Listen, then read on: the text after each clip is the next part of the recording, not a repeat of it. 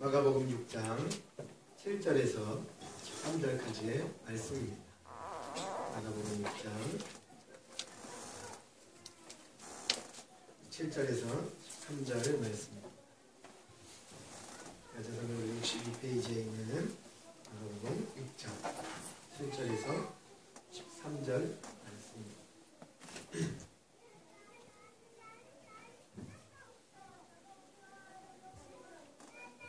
제가 받들어 봉독해 드리도록 하겠습니다.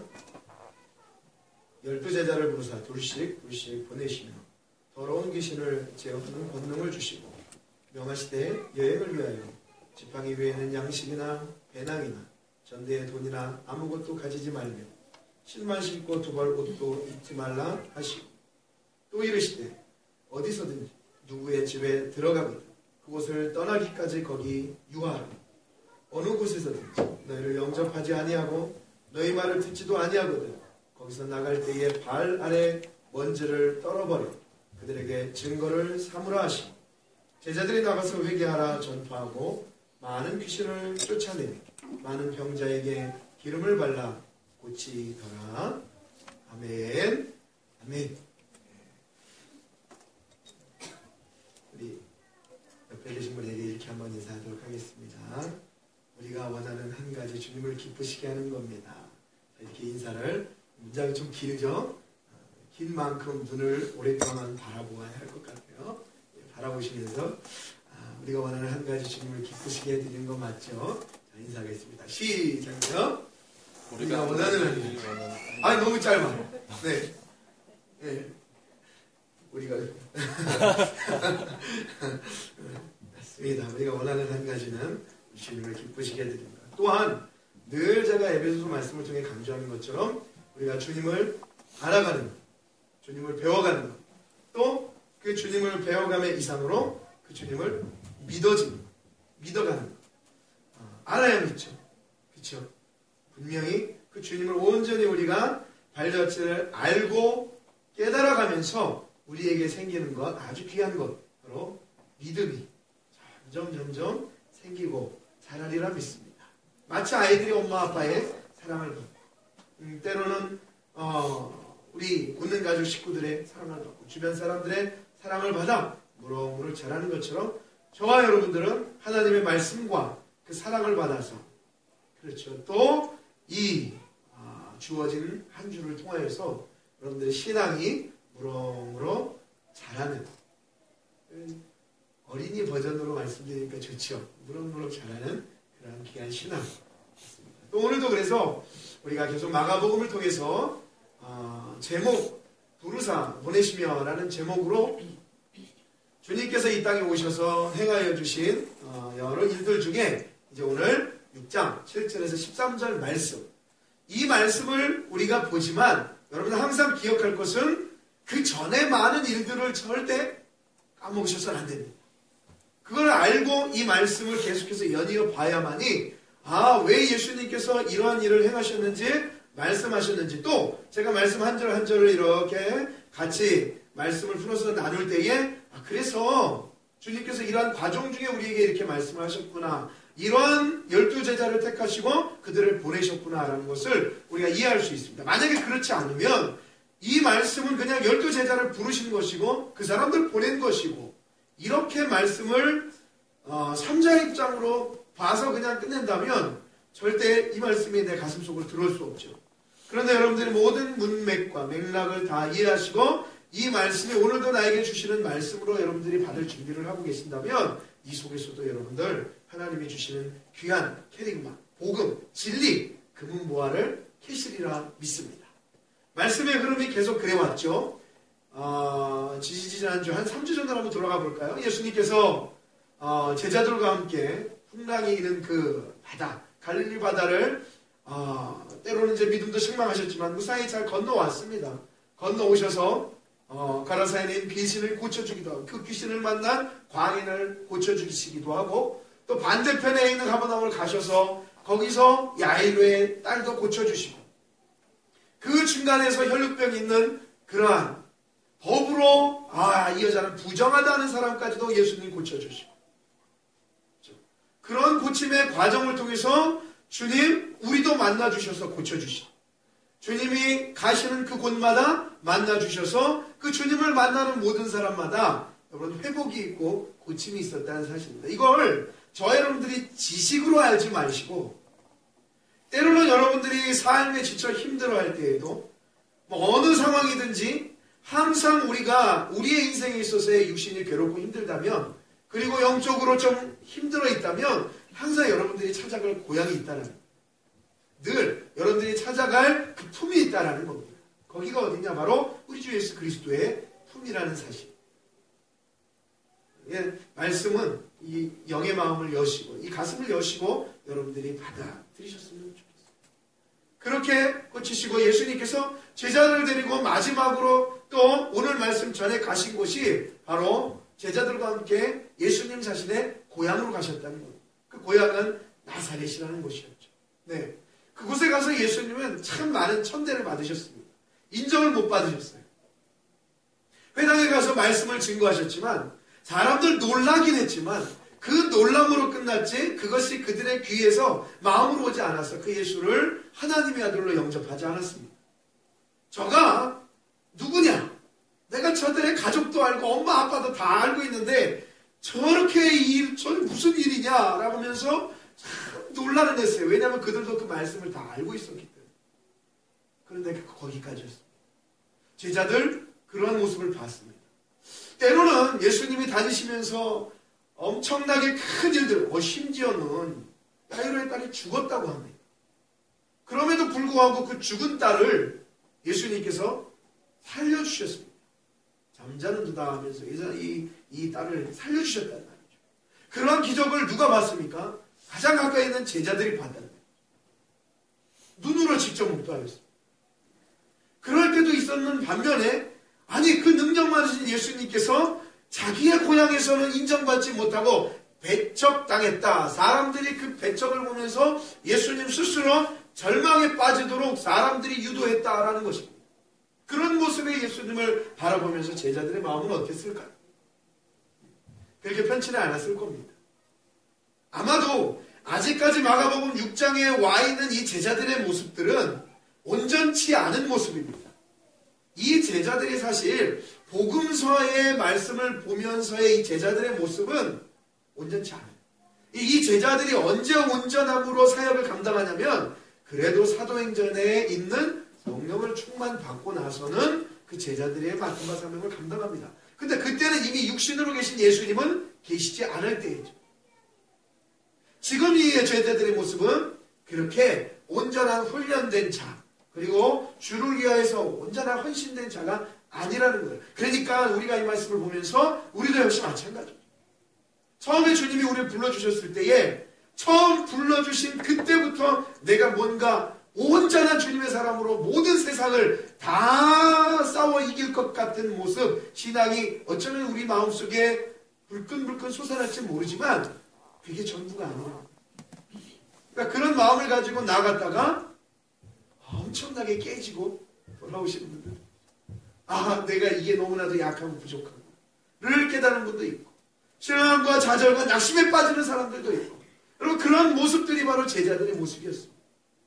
베드로가 주님 그리스도라고 얘기하면서 하나님의 아들이시라고 얘기하면서 예수님을 온 천지에 있는 모든 사람들로부터 지켜줄 것 같이 베드로가 고백을 했지만 결론적으로 사람들, 아니 이 자그마한 비자 어린아이 하나 앞에서 나는 그 예수를 모른다고 고백할 수밖에 없는 아주 연약한 존재가 바로 베드로뿐만이 아니라 이 말씀을 보는 저와 여러분들이에요. 여러분 참 힘들죠. 환경의 지배를 받으시죠.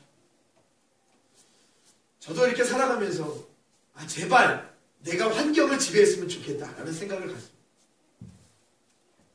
여러분들이 환경을 지배하고 사신다면, 나의 신앙이 환경을 지배하고 산다면 얼마나 좋겠습니까? 그런데 반대로 환경이 여러분들을 지배하죠. 많은 시간들 속에 어려움과 답답함과 일과 걱정과 그런 모든 것들이 여러분들을 지배합니다. 보통 일반적인 사람들의, 우리들의 모습이며 삶이죠. 더군다나 그렇게 일하지 않고 그렇게 감당하지 않으면 살 수 없는 이 세상, 이러한 어려운 세상 속에 아무리 내가 환경을 지배하려고 해도 환경이 나를 지배할 수밖에 없습니다. 제자들도 마찬가지죠. 제자들을 이제 잠깐 이야기할 거기 때문에 이 제자들의 모습을 잠깐 우리가 살펴보는 겁니다. 그러니까 말씀을 보면 제자들도 자기의 신앙은 끝까지 주를 위하여 달려가자고 하는 신앙이었지만 잠깐 주변의 환경이 그들의 제자들에게 엄습해 오면 제자들은 환경의 지배를 받아요. 내 신앙은 온데간데. 저와 여러분도 마찬가지예요. 그 누구도 그러한 환경의 지배에서 그 환경의 어려움 속에서 우리는 빠져나갈 수 없는 존재라는 거예요. 그럼 여러분들 주님이 그걸 모르실까요? 예수님이 그런 제자들의 모습을 모르실까요? 우리들의 모습을 모르실까요? 아신다 이겁니다. 그래서 내가 너희들의 모습, 마음을 알기 때문에 보세요. 주님은 분명히 그 제자들에게 고향에서의 자신의 그러한 어려움을 보여주지 않으셨음에도 불구하고 그러한 어려움, 봐라. 내가 하나님의 아들로서 이 땅의 메시아로서 왔음에도 불구하고 나는 온 천지에 있는 모든 자들이 나를 인정하지 않는다. 역시 마찬가지. 너희들도 그렇게 살아가면서 그렇게 사역을 감당하면서 다 좋을 줄 아느냐? 다 좋은 일만 생길 줄 아느냐? 내가 이제 예수를 믿으니 그것이 그 예수를 믿은 기쁨으로 영원토록 이 땅에서 그런 기쁨으로 살아갈 줄 아느냐? 아니라 이거. 때로는 참 나락으로 떨어질 때. 때로는 조금 주님에게서 힘을 주셔서 조금 올라갈 때도 있다는 거예요. 굴곡이 이렇게 인생의 굴곡이 거의 그려지죠. 인생이 이렇게 굴곡이 너무 그려지고 제자들의 모습도 그랬고 지금까지 살아온 저와 여러분의 모습도 그렇고 때로는 저 나락으로 떨어졌을 때에는 도저히 그 누구도 나를 해결해 줄 수 없는 그러나 정신을 차리고 보면 주님이 내 옆에 계시고 그랬던 모습들 우리가 지금까지 계속해서 반복되어 오는 그러한 시간들을 살고 있습니다. 그러면 오늘 이 제자들에게 예수님께서 하시는 말씀을 통해서 과연 우리가 이 말씀을 통해서 무엇을 깨달을 수 있고 발견할 수 있는지 그 말씀을 통해 제자들을 불러 모으시고 그 제자들을 보내는 그러한 모습을 보면서 주님이 우리에게 말씀하고자 하는 그런 내용 그 모습들을 우리가 발견을 해보고자 합니다. 자, 말씀을 한번 보시겠습니다. 7절 말씀입니다. 자, 이 제자들에게 이제 다 고향에서의 배척을 당하시고 그 이후에 군데군데 복음만 전하시다가 제자들을 불러 모으셨습니다.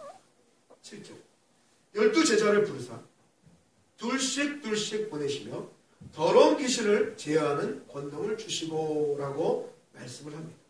예수님께서 12제자 즉 저는 아시죠? 다 이름 외우십니까? 베드로부터 유다까지 이 베드로부터 유다까지 이 12명의 제자 이 12명의 제자를 예수님께서 별도로 부르셨습니다. 그 제자를 부르시고 그 제자들을 한 명씩 보낸 게 아니라 둘씩 해서 보내십니다. 그리고 그 더러운 귀신 들린 그 자들을 제어할 수 있는 영적 권세를 여기 이제 오늘 말씀의 개역개정에는 권능이라고 나오고 옛날 성경에는 권세를 주님이 주셨다라고 말씀이 나옵니다. 제자들을 부르셨다는 것. 그리고 그 제자들을 부르셔서 둘씩 여러분 그 예수님께서 하신 말씀 중에는요 항상 그냥 예수님이 내뱉은 말씀이 없고 구약에 있는 말씀과 전통과 뜻을 따라서 하나하나를 다 말씀하셨다는 사실을 기억해 볼 때에 예수님이 둘씩 묶어주셨다는 참 귀한 메시지가 그 안에 숨겨져 있다. 신명기 17장 5절에서 6절 말씀을 보시면 이런 말씀이 있습니다. 너는 그 악을 행한 남자나 여자를 내 성문으로 끌어내고 그 남자나 여자를 돌로 쳐 죽이되 이제 율법에 어긋난 행동을 했을 때를 이야기합니다.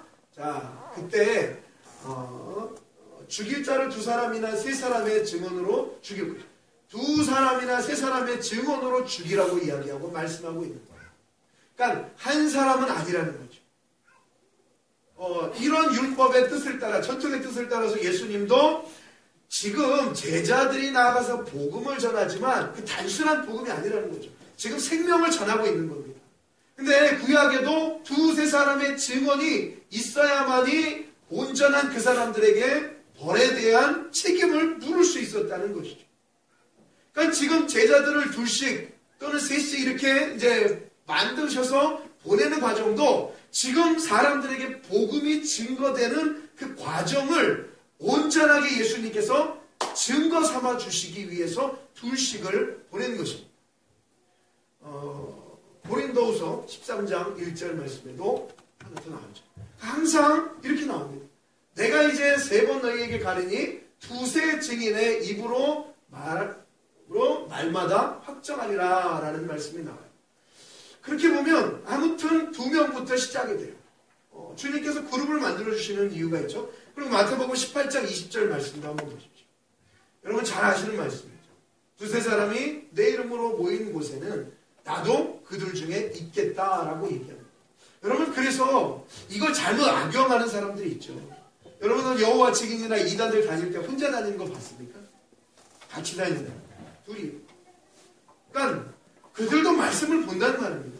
그들도 말씀을 보면서 뭔가를 하는 것 같지만 그 진리의 중심은 잘못되는 것이죠. 그래서 참 많이 헷갈려요. 우리도 다닐 때에 두세 사람 이상이 다니는 것이 참 좋고, 교회라는 것은 한 명이 일을 하는 것보다 여러 명이 함께 모여서 사명을 감당하는 것이 너무나도 좋습니다. 그것이 바로 성경적인 거죠. 왜 그런 사람들이 있잖아요. 나 혼자 다 할 수 있어. 나 혼자 해내고. 아니요. 그러한 교회는 혼자 다 할 수 있는 전문가가 필요한 게 아닙니다. 잘 못하더라도 여러 사람이 함께 모여서, 다 여러 사람이 함께 만들어 놓으면 뭐 어떤 작품이 나오겠습니까? 좋은 작품은 안 나오겠죠. 전문가가 하나 하는 것보다. 그런데 그 여러 사람이 함께 모여서 생명을 나누고 교제를 하고 그러한 여러 가지 등등 주님이 그 모임 속에서의 사랑을 꽃피울 때에 진정한 교회의 생명과 은혜가 꿈틀거린다는 사실. 절대 하나님은 이 혼자를 얘기하지 않으셨습니다. 그래서 구약에 있는 숫자적인 이야기로 볼 때에 2명, 3명이라는 이 숫자는 증거, 증인의 숫자라는 개념을 가지고 있습니다. 그래서 주님께서 둘씩 보내십니다. 아니 솔직히 12명이 나눠서 12군데 가면 얼마나 좋겠어요. 그런데 그걸 줄여서 예수님께서 두 명씩 해서 6쌍을 보냈다는 거죠. 자, 그렇게 주님이 제자들을 만드셔서 보내십니다. 근데 보내시는데 이 말씀 속에 이 보내신다, 본문에 보내신다라는 말씀은 그냥 가라는 말씀이 아니라 투철한 사명감을 가지고 예수님께서 제자들을 보내셨다는 것을 알 수 있죠. 그래서 어떤 그 투철한 사명입니까? 생명, 영혼을 구원할 수 있는 그런 특별한 사명을 주셨다는 거예요. 아주 귀한 숙제죠. 여러분, 하나님께서도 우리가 정말 우리 마음속에 잊지 말아야 될 게, 하나님께서도 예수님을 이 땅에 보내신 특별한 사명과 이유가 있다는 거죠. 그렇죠? 그냥 얼떨결에 보내지 않으셨습니다. 심심해서 보내지 않으셨습니다. 인간들이 죄악으로 들끓기 때문에, 그 죄악 가운데에 지옥에 갈 수밖에 없는 자들이었기 때문에 하나님은 예수님에게 온전한 그러한 목적을 가지고 그 높은 보좌에서 이 땅으로 보내셨다는 거예요.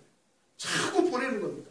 그래서 주님께서는 제자들을 부르셔서 그들을 훈련시키는 가운데에 아주 온전치 않지만 가서 너희들의 맡은 사명을 한번 열심히 사역을 펼쳐보라고 보내시는 겁니다. 교회도 마찬가지죠. 우리 교회도 이제 식구들이 많아지고 교육이 되어지고 성장이 되어지면 그냥 교회 안에서만 있는 게 아니라 각자 나가서 그 복음을 위하여 보냄을 받는 겁니다. 그 보냄을 받은 그 세상 속에서 자기의 사명을 감당해내는 것이죠. 최선을 다해서 열심히. 예수님이 그렇게 보내십니다. 그런데 보내시는데 예수님께서 제자들에게 주신 능력이 있죠. 바로 그 능력이 무엇이냐면 우리 본문 7절에 하반절에 있는 더러운 귀신을 제어하는 권능을 주셨다라고 이야기합니다. 여러분, 예수님이 분명히 이곳저곳을 다니면서 더러운 귀신을 제어할 수 있었고 쫓아보낼 수 있었고 죽은 자를 살리고 병든 자를 고치는 놀라운 능력이 있었다는 겁니다. 그 예수님이 제자들에게도 그러한 권능을 주셔서 그 제자들을 둘씩 해서 보내셨다는 거예요. 온전한 주님 앞에 부름받은 자들, 온전하게 하나님의 은혜로 서 있는 자들, 그러한 제자들에게는 이러한 권능과 능력이 꿈틀거리고 있습니다. 누구나 다.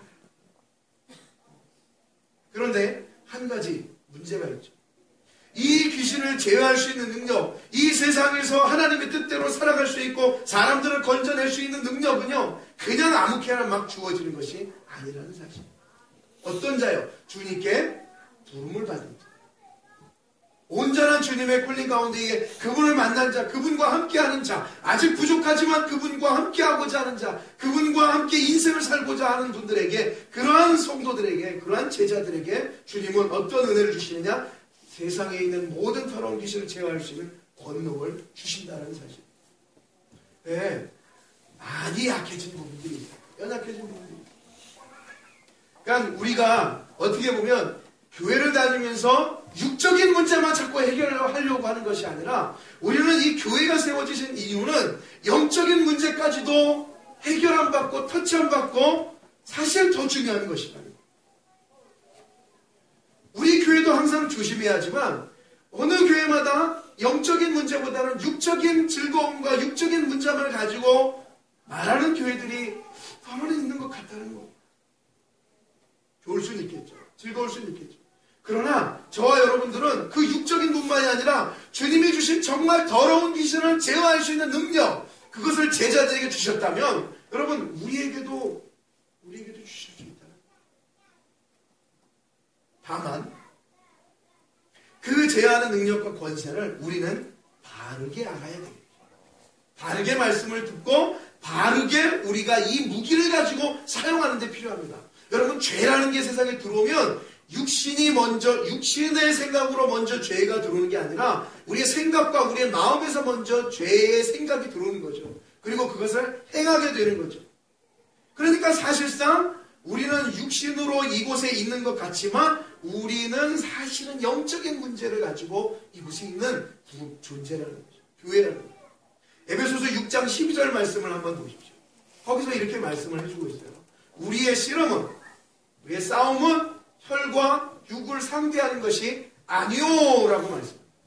통치자들과 권세자들과 또한 이 어둠의 세상 주관자들이라고 사도 바울이 말씀을 통해서 말씀하고요. 우리의 싸움, 우리의 씨름, 마치 사람과 기분 나쁜 일이 있고 이런저런 일이 있어서 싸우고 그런 눈에 보이는 자들과 싸우는 것이 진짜 우리 성도들의 싸움이 아니고, 바울이 얘기하는 진짜 싸움은 권세자들, 통치자들, 아직까지는 그리스도의 능력으로 온전히 저 지옥불에 갇히지 못한 이 세상은요, 영적인 존재, 육적인 존재가 공존하는 세상이죠. 그리고 이 세상은 악과 선이 공존하는 세상입니다. 아직은 이 세상에 사단 마귀가 있다는 겁니다. 사도 베드로가 얘기한 것처럼 아직도 우는 사자처럼 삼킬 자를 찾으며 지금도 하나님의 백성인 사람들을 자기가 있는 지옥으로, 앞으로 갈 그 지옥으로 끌고 가기 위해서, 이게 다 영적인 이야기죠.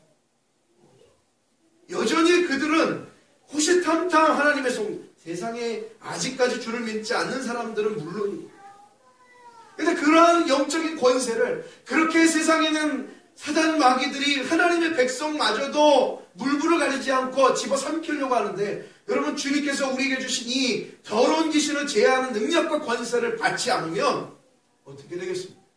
그냥 세상이 원하는 대로, 마귀가 원하는 대로 우리는 이끌림받을 수밖에 없는 겁니다.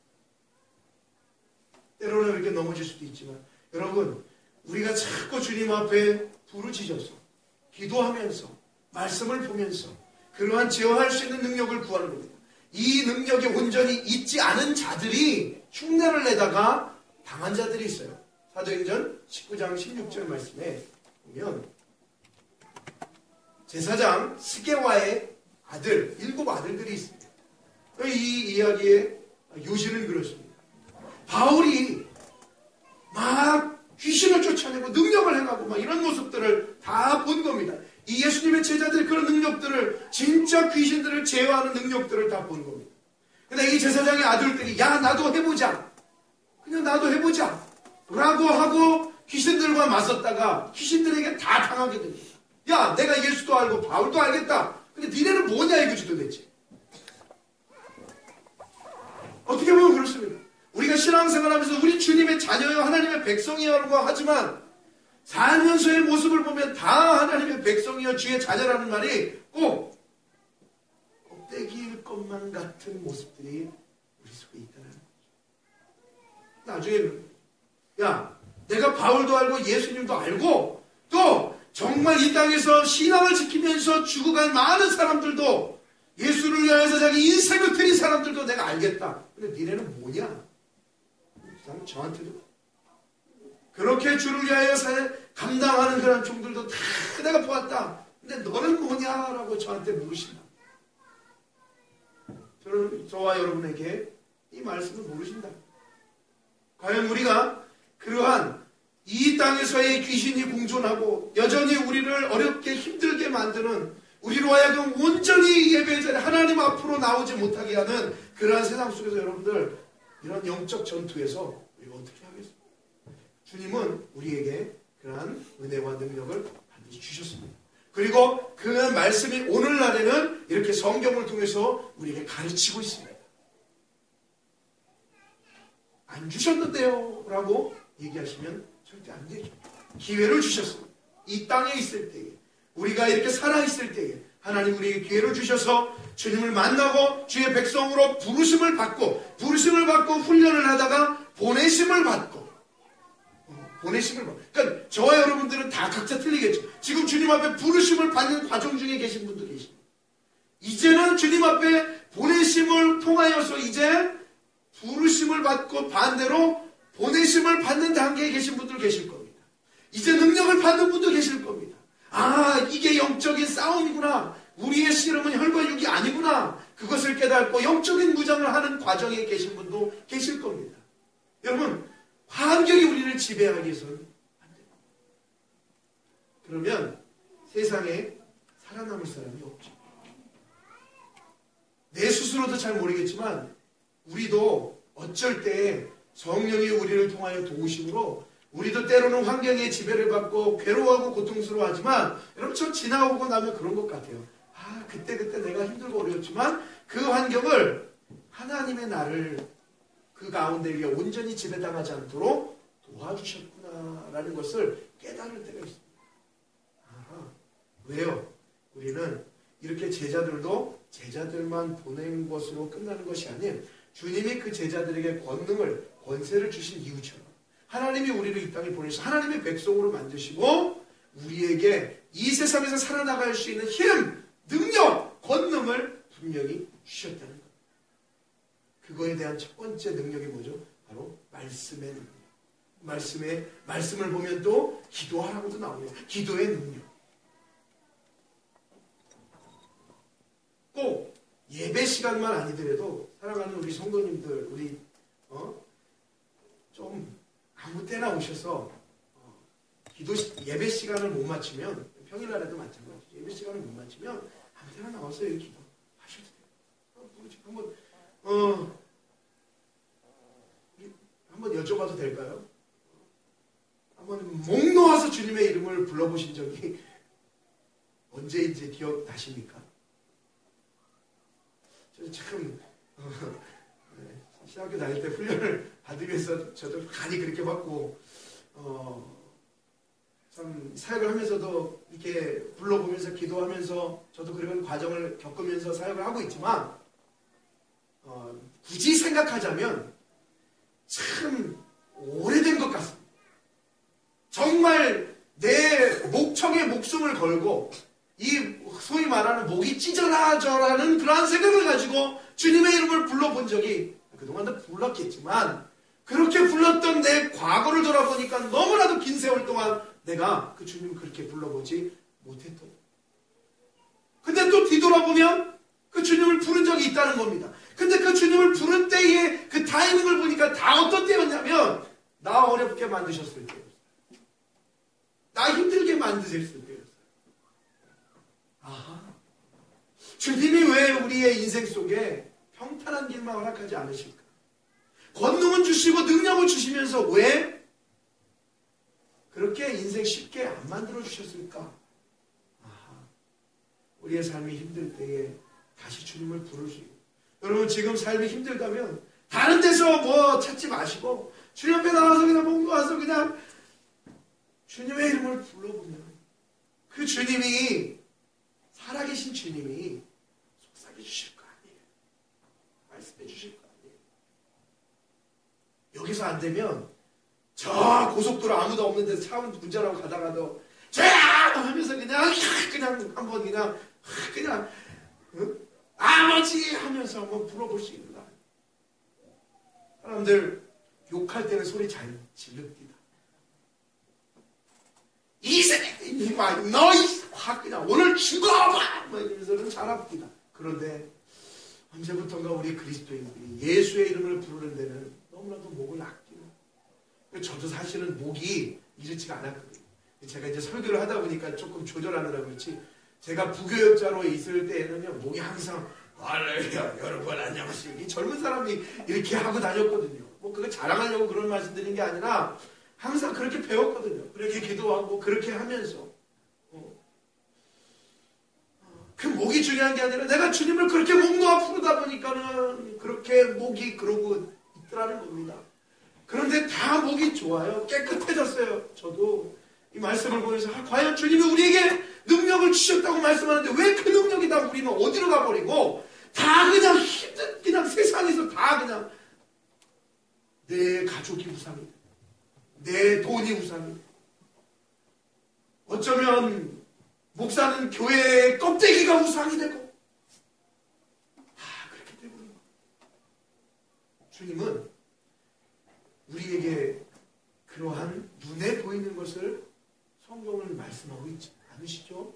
항상 영적인 모습, 그리고 하나님이 너희들을 진짜 이 땅에 보내시고 너희들과 함께 하고자 하는 그 거룩한 숙제, 그것을, 그 본질을 우리에게 말씀해 주고 있어요. 그런데 우리는 늘 이거 해결 안 받으면 우리가 육신으로 잘 살아지겠다, 좋겠다, 잘못 해석을 하고 있는 적이 너무나도 조금 부담스러워도 한번 같이 들어보세요. 제 말씀이 아니고 주님 말씀이잖아요. 그죠? 자, 8절 다시 한번요. 명하시되 여행을 위하여 집방 외에는 양식이나 배낭이나 전대의 돈이나 아무것도 가지지 말며 신만 신고 두 벌로 또 입지 말라 하시고 라고 말씀합니다.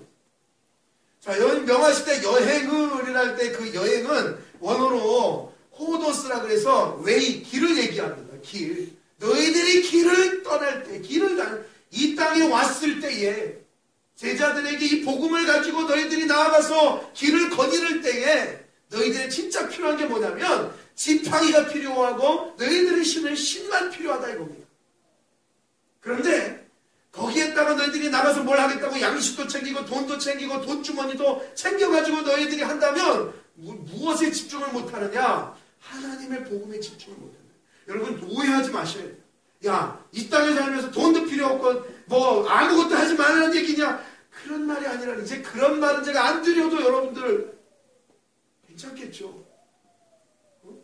금욕주의가 되라는 말씀이 아닙니다. 누리셔야 돼요. 사셔야 돼요. 돌보셔야 돼요. 버셔야 돼요. 그런데 삶의 목적, 본질, 제가 아까도 방금 전에 말씀드렸잖아요. 주님이 우리에게 말씀하는 건 본질을 말씀한다는 얘기입니다. 무엇을 하기 위해서 주님을 믿는 게 아니라 주님을 믿기 위해서, 주님을 온전히 섬기기 위해서 무엇을 하시라는 말입니다. 환경의 지배를 받지 말고 환경을 지배하는 자가 우리가 되어야 한다는 거죠. 런닝맨 같네요. 지배하는 자. 한번 돼보세요. 영적인 런닝맨이 돼보세요. 정말 우리가 지배할 수 있을까? 할 수 있습니다. 왜요? 6장 7절에 말씀했잖아요. 더러운 귀신을 제하는 권능을 주셨다는 거예요. 세상을 다스릴 수 있는 권능을 주셨다는 거예요. 하나님 우리에게 이 성경 말씀 주지도 않고 니네 아담 안 믿었으니까 다 지울까? 축복 없어. 문제가 있겠죠. 그런데 주님은 우리에게 말씀을 주셨다는 거예요. 그리고 저와 여러분들은 때때로 이 말씀을 보면서 힘을 내시지요. 하나님의 나라를 바라보시지요. 그 은혜가 더욱 풍성히 있기를 원하는 거예요. 여러분 지팡이 그리고 신의 의미가 그 구약 성경을 보면 아주 잘 나와 있어요. 왜 예수님께서 다른 거 보지 말고 지팡이를 하나 가지고 여러분 지팡이 하면 생각나는 거 뭐 있을까요? 자, 지팡이 하면 생각이 나야죠. 구약 성경 속에 지팡이. 네, 지팡이 하면 모세 지팡이도 있잖아요. 지팡이. 그리고 이스라엘 백성들이 여러분들 출애굽할 때 여러분들 6월절 아시죠? 6월절 아마 출애굽기 12장 11절에서 13절 말씀. 6월절에 이제 마지막 주님께서 그 밤에 명령하신 것이 지팡이를 빨리 급히 속히 너희들이 양을 염소를 구워서 먹어라. 자, 내용이 이겁니다. 너희는 그것을 이렇게 먹을지니 허리에 띠를 띠고 발에 신을 신고 손에 지팡이를 잡고. 널널한 분위기는 아니죠. 뭔가가 지금 급하다는 얘기죠. 급히 먹어라. 이것이 여호와의 유월절이니라. 유월절의 개념은 지금은 소개하지 않고요. 그러니까 다음에 또 해드리겠습니다. 내가 그 밤에 애굽 땅을 두루다니며 사람이나 짐승을 막론하고 애굽 땅에 있는 모든 처음 난 것을 다 치고 애굽의 모든 신을 내가 심판하리라. 나는 여호와라 얘기합니다. 하나님이 말씀하신 명령 중에 지팡이를 가지고 또 허리에 띠를 띠고 신을 신고 오라고 얘기합니다. 이러한 내용들은 하나님의 구원을 하나님께서 속히 이루어주시겠다는 어떠한 영적인 의미를 가지고 있습니다. 이것 외에도 여러분 아시다시피 모세가 나 도저히 하나님의 사명 감당 못하겠습니까 하니까 하나님께서 모세에게 딱 그러죠. 너 지금 들고 있는 거 뭐냐? 뭐죠? 지팡이입니다. 던져라! 뱀이 되고 잡아라!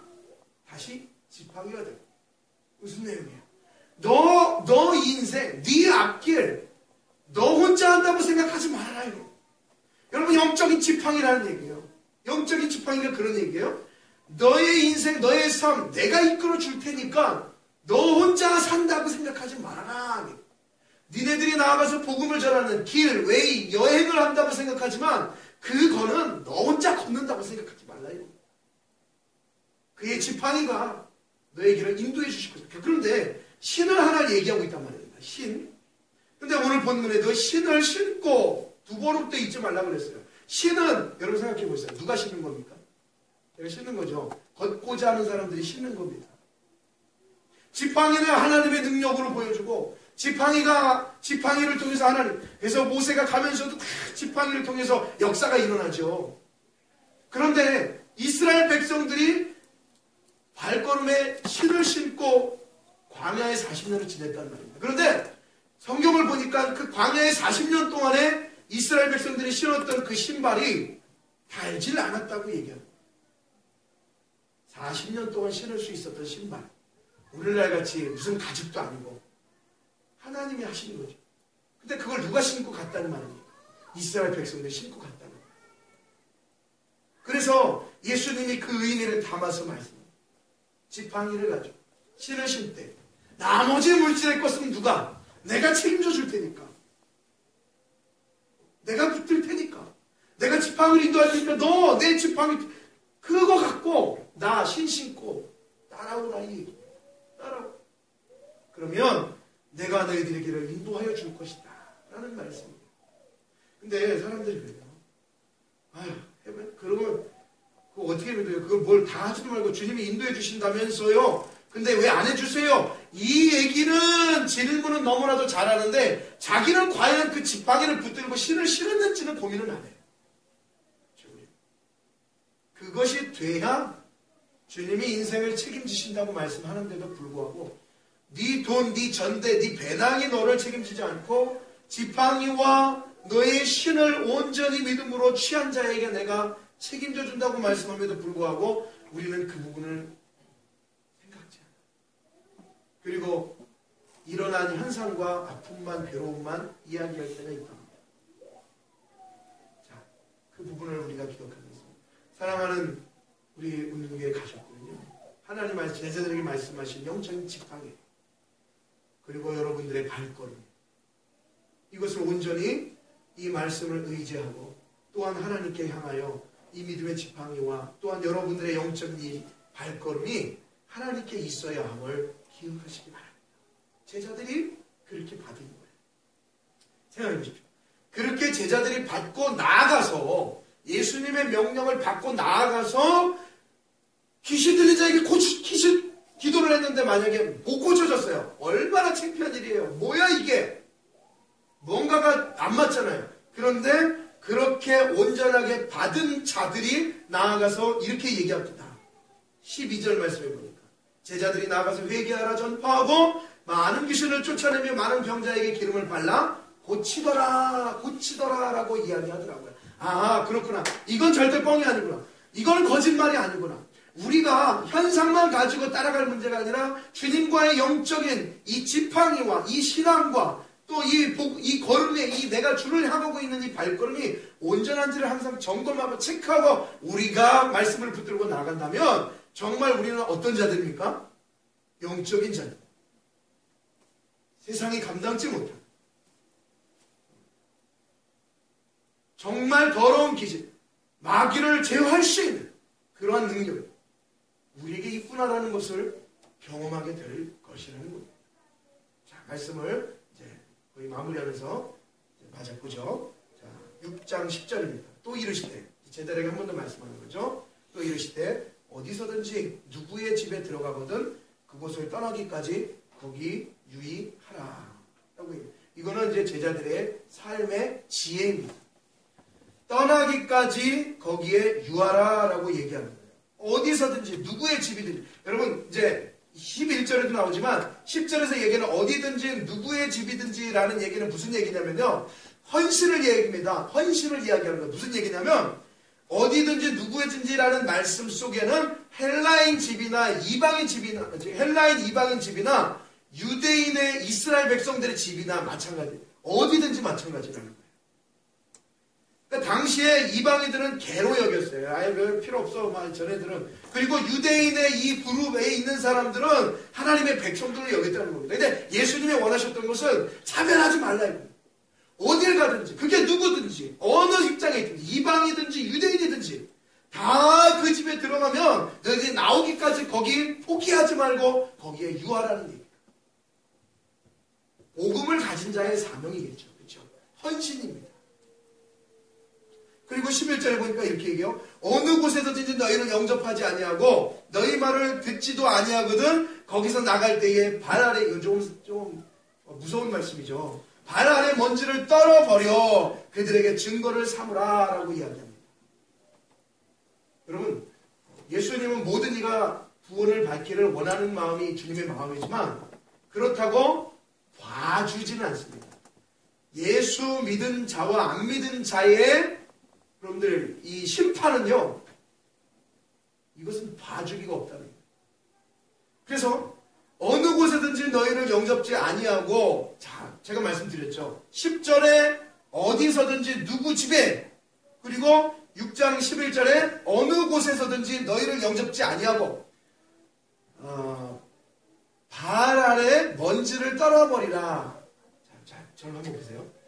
당시에 이 유대인들의 관습에 뭐가 있었냐면 이방인들 나라나 그러한 길을 걸어오고 나면은, 잘 들어보세요, 집에 가서 발을 씻는 그 관습이 있었습니다. 아시겠죠? 특히나 내가 부정하다고 생각되는 동네를 다니다가 오면은 발을 씻어야 됐다는 거예요.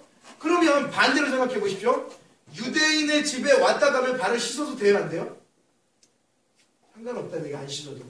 아시겠죠? 근데 내가 부정한 곳에를 다녀오면 그 발을 씻는 행위가 있었다는 겁니다. 그런데 예수님께서 하시는 말씀이 그거예요. 제자들에게, 야, 너네 부정한 데 갔다 오고 발을 씻고 안 부정한 데 갔다 오면 발 안 씻고, 그게 아니고 헬라인이든 유대인이든, 여러분 예수를 죽인 자들이 유대인이잖아요. 그렇죠? 예수를 아직 인정치 않잖아요. 헬라인이든 유대인이든 어떤 사람이든 상관없이, 그럼 반대로 그거예요. 헬라인도 예수를 받아들이면 그 사람도 구원받은 백성이 될 수 있어. 유대인이지만 예수를 거부하면 어떻게 해요?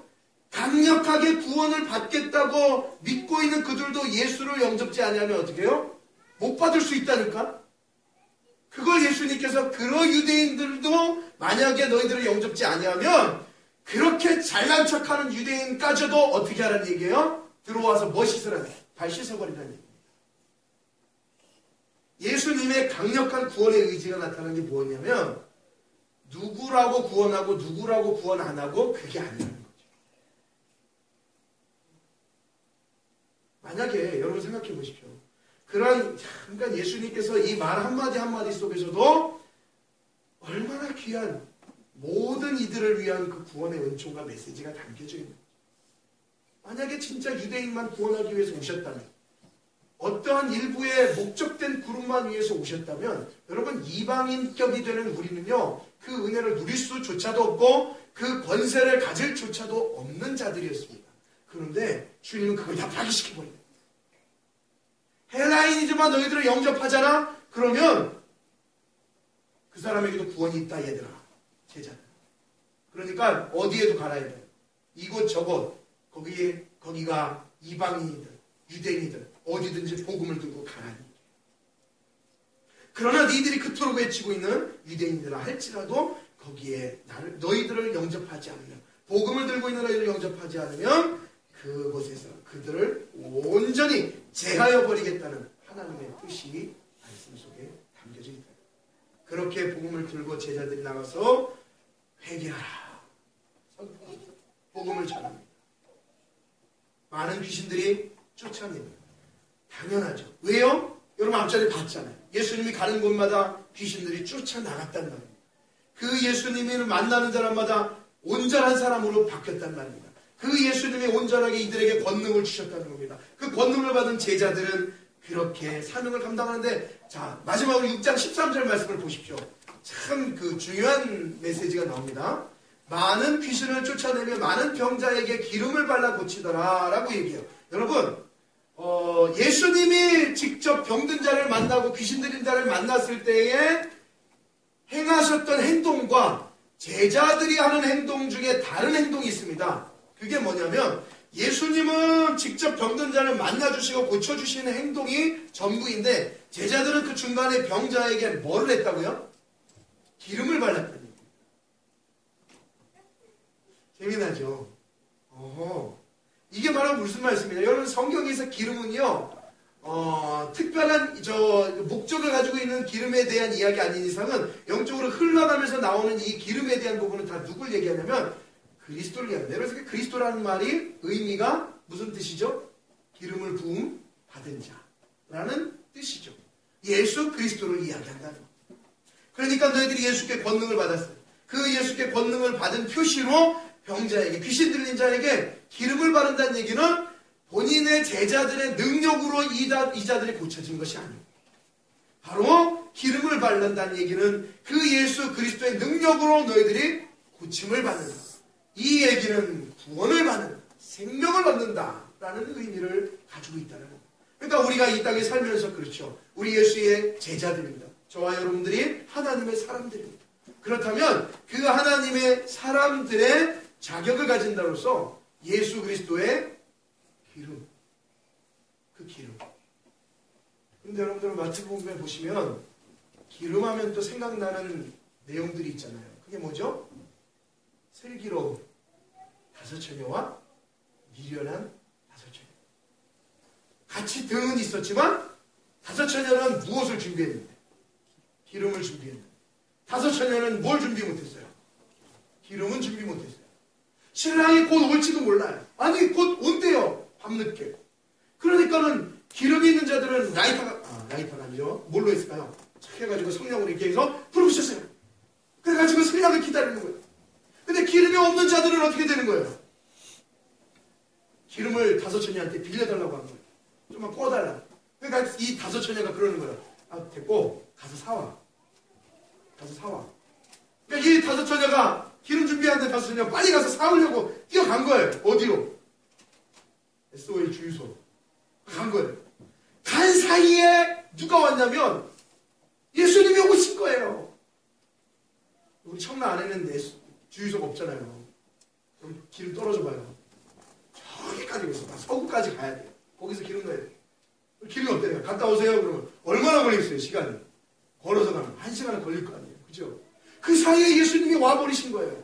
여러분, 기름이 바로 예수 그리스도라고. 예수 그리스도.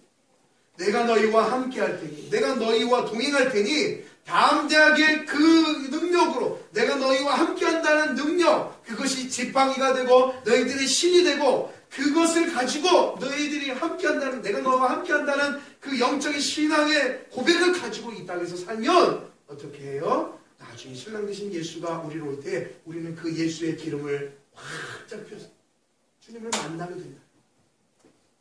그래서 오늘도 빼놓지 않는 단어, 기름을 발라서 그들을 고쳐줍니다. 이미 저와 여러분은 예수 그리스도의 기름의 은혜를, 이 기름을 소유한 자들입니다. 그렇죠? 그걸 잘 간직하는 것이 중요해요. 그것을 가지고 살아가는 것이 중요해요. 그 기름을 잘 모으는 거예요. 그 기름을 잘 가꾸는 거예요. 그래서 주님이 오실 때에 확 태워서 주님 내가 여기 있습니다. 주님 나를 만나주세요. 신랑 오신 주님. 그때까지의 우리의 삶은 그렇죠. 제가 아까 말씀드린 것처럼 밤 깊을 때가 있는 거예요. 어려울 때가 있는 거예요. 또 지금까지 말씀을 보면 이제 여러분들 그림이 싹 그려지죠. 바다를 건너면서 풍랑일 때가 있는 거예요. 아, 이게 그림이 딱 그려져야 돼. 인생이 그런 거예요. 삶이 그런 거라는 거예요. 참 많은 어려움들이 있어요. 그런데 여러분들, 제가 아까 다시 한번 말씀을 드리지만 그것이 바로 우리의 싸움은, 우리의 씨름은 혈과 육이 아니기 때문에 그런 어려움들이 있는 거예요. 우리에게 그런 고통이 있는 거예요. 그럴 때에 사랑하는 우리 운교의 성도님, 주님이 말씀한 것처럼 주님이 주시는 그 제어하는 능력과 권세를 저와 여러분들이 갖기를 소망합니다. 그리고 또 말씀하신 영적인 믿음의 지팡이, 그리고 여러분들의 이 복음의 믿음의 신을 여러분들이 잘 신고 이 기름 되신 주 예수 그리스도를 품고 이 제자들을 주님이 이렇게 보내신 것처럼 보냄받은 사랑하는 운교회 여러분들, 이 한 주간 동안 여러분들이 사시면서 그러한 정말 다시 한번 말씀드리지만 환경이 지배를 받지 않고 여러분이 환경을 지배할 수 있는, 때로는 어렵겠지만 힘들겠지만 예수를 사랑함에 있어서는 그 누구도, 남편도 아들도 딸도 부모도 아닌 예수를 사랑함에 있어서는 제일 먼저가 되십니다. 제일 먼저 그 주님이 첫 번째가 되십니다. 사랑하는 우리 운윤교회 성도님들의 이 한 주간의 신앙의 고백들이 다 되시기를 주님의 이름으로 기도드리겠습니다. 우리 한번 다 같이 일어나셔서 우리 찬양 한번 드리겠습니다.